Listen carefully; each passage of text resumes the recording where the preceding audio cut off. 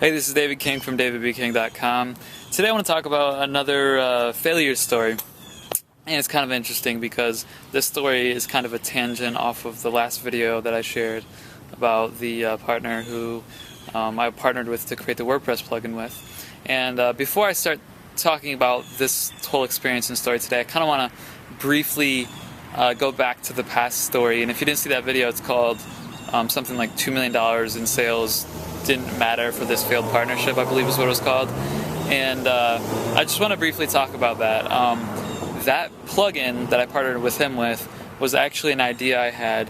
Initially, I gave it to a friend who used it on a niche website of his and basically doubled his affiliate income on that website that month. So he basically doubled his daily income, which doubled his monthly income. So he was making like $2 a day off the site. He's now making $4 a day off the site.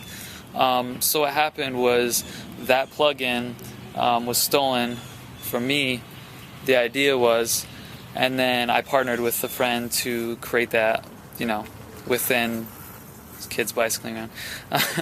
I partnered with that individual in that last video I created to create that plugin, and then it failed. So initially the idea was stolen. He went behind my back, partnered with a few people, and launched it as a WSO. And then I found that partner, and I was like, cool, I'm gonna make this happen. It's gonna be like like I'm flipping the bird to the person who stole it from me, and on and on. And I thought it'd be really good because it'd be like the best payback is success. We've all kind of heard that before.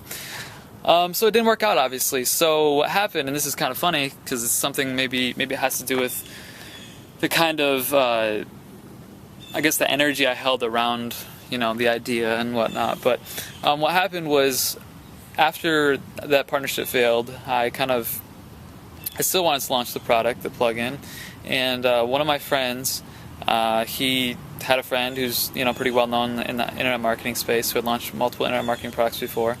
And this friend reached out to my friend and said, hey, do you have any ideas? I'm looking to do something, whatever. And my friend said, no, but my friend David does. And so he referred this friend to me, and I'd heard of this guy before. I'd heard his name. I've seen his sales pages and all this kind of stuff. And this guy, when I started talking to him, he's saying, what's the idea? And I kind of let him know what the idea is. And he tells me, or initially, like earlier in getting to know him, that he's sold $15 million of products online. And I'm like, whoa, that's pretty cool. That's a lot of, it's a lot of sales. It's a lot of sales. It's a lot of volume, 15 million. It's a lot more than 2 million. So I'm like, cool. Maybe that failed partnership was for the best, because now I get to partner with someone who's more successful, who's probably better networked in the industry, and they've sold 15 million. So obviously they have a little more experience and they've done a little bit better. So basically this individual told me, I have this developer friend who's got a great development company here in Canada, and they can develop it, and me and you will kind of do the business marketing, if you will, and we'll launch the plugin. And I was like, great, sounds good to me. So I started working with a developer in Canada, and everything seemed to be going fine. The plugin was getting developed. It was coming along nicely. The user interface looked good. Everything was looking great. Plugin was coming along. And we had an agreement that we would basically be, I want to say it was third partners, basically. So we'd all kind of do our share and get a third of the profits. And what happened was, as the development progressed and as it finally was completed, this individual, this internet marketer, well-known internet marketer,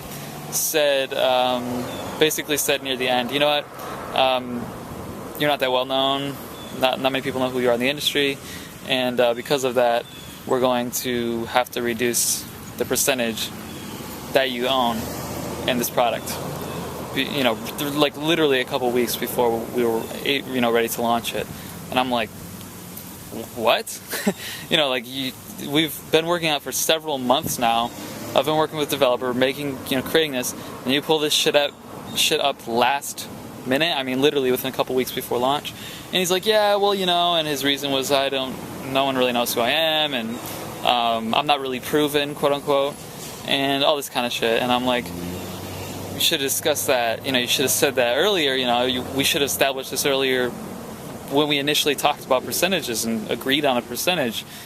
And he's like, yeah, well, and it's taking longer to develop, and he just had all these reasons, and it was, for me, it was kind of like a punch to the gut. I mean, it was like, last minute, and it was very, it hurt, because he basically devalued me at the very end, and, basically said, you're not worth, the third that we initially agreed upon.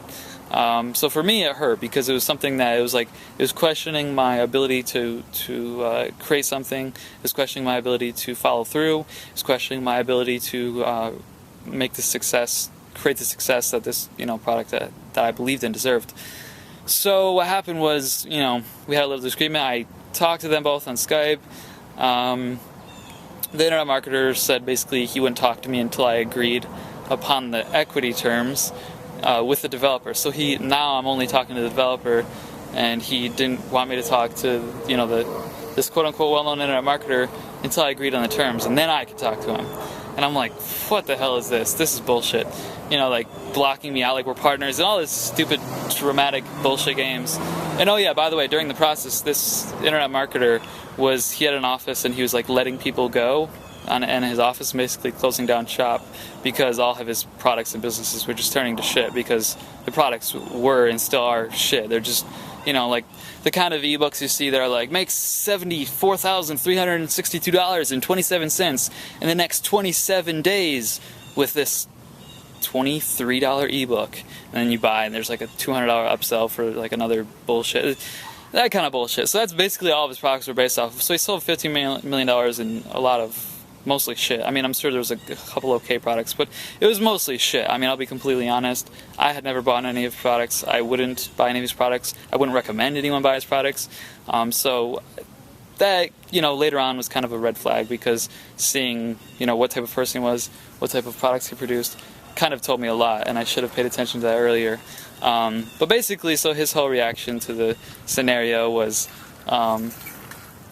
basically, you have to agree to terms, otherwise I'm not talking to you, and this partnership isn't happening. So I tried to talk to him and figure it out and work my way through, and finally I got to talk to him, because I was like, this is bullshit. I need to be able to talk to you if you're going to propose this thing at the very end. So I talked to him, and this little argument, all this kind of drama, and then I said, fine, whatever. I'll take 20, I think it was 20, they wanted me to have 20%, and they would have 80, so 40 for them and 20 for me. So I'm like owning half the equity of what each of them do. I had the idea, and I worked with the developer to get it to where it was. And really the internet marketer did nothing until this point, and the developer did pretty much all the work with me working with him. And so I was like, whatever, I'll agree with it. And, I basically caved just because I wanted to launch at that point. I was like, I'm so tired and sick of all this. Product was initially stolen. But the first partnership went horribly wrong. I just want to get this out there and make the money from it. I spent a lot of time and energy into it. I was like, whatever, I'll take 20%. And by that point, this internet marketer had gotten too offended. Okay, he literally got offended to the place where he didn't want to work with me now, because I had offended him by saying, I disagree with, your equity change at the end of the partnership, which I thought was kind of funny. So basically, what happened was the developer said, if he says we can't launch it, he's one of the partners, can't launch it. I'm like, dude, you developed it. I worked with you. We can launch this. And he's like, no, can't do that. And and by the way, we developed it, so now it's our code and our plugin. So I said, at this point, I'm just like, fuck it. I'm just like, fuck it. I don't care anymore. This shit has hit the fan in more ways than in angles than I knew was possible. And at this point, I was like, forget it. So basically, everything turned to shambles. The product didn't launch. The developer went his way, took the plugin. The internet marketer just said, forget this. I'm not wasting my time with someone who doesn't accept my terms that I set, and it's my way or the highway kind of thing. And then basically, because of that, the whole partnership went to shambles, and the product obviously was not launched. Otherwise, you would have heard about it. So what did I learn from this experience? Big learning lesson was look at what someone has produced before. So if they were in businesses that weren't that ethical, that weren't creating products of high value, that weren't creating, something that would actually positively benefit people's lives, don't even waste your time talking to them, let alone consider a partnership with them. This individual's products were and are shit, period.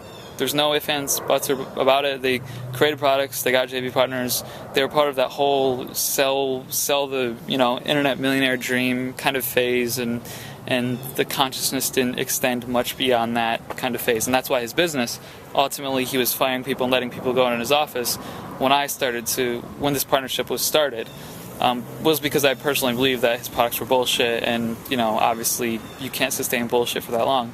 And $15 million is a lot of bullshit sales. And I don't know what the refunds were. I'm sure the refunds were like 50%, so it's probably like, or higher, I don't know, so it wasn't really $15 million. But anyway, so that was kind of the first lesson, was look at what people produce, look at the products they create, and kind of assess that, and look at what they create in the market and what kind of value they produce. And if it's not up to par, if it's not something that really adds value to people's lives, then don't waste your time, working with them at all. And the other lesson was to basically, this is kind of funny too, because this was a consistent thing that happened. With the first partner, he had told me how much he sold online, $2 million in sales online. With the second partner, same exact story, just a different number. So it's kind of funny how both of them had like the same, they had the same ego, if you will, about their what they believed, and how great they were, and what their numbers said about them. So it's kind of interesting how both of them said, hey, I sold this much online, and this is why I'm credible, and you should listen to me. When really, it really wasn't them selling much at all. It was really just affiliate partners promoting both of them, to be honest. So they didn't really have a lot of credibility in my mind, because it was mostly affiliate partners. But on one case, all the products were shit. So kind of an interesting take on it, and it's one thing I'm kind of cautious of now. If someone starts talking about how much they've sold, how much revenue they've done online, a red flag goes up, and I'm like, why are they telling me this? Like, is the purpose of them telling me this for their ego? Because if it is, I don't, basically, it's kind of like, for me, I don't really need to hear anything more. I don't need to know what they're working on now. It doesn't matter to me, because it's all about ego. It's all about how much money they've made and how great they are and all this kind of bullshit. And, the how much money you make is not a correlating factor to determine how many people you've actually positively impacted.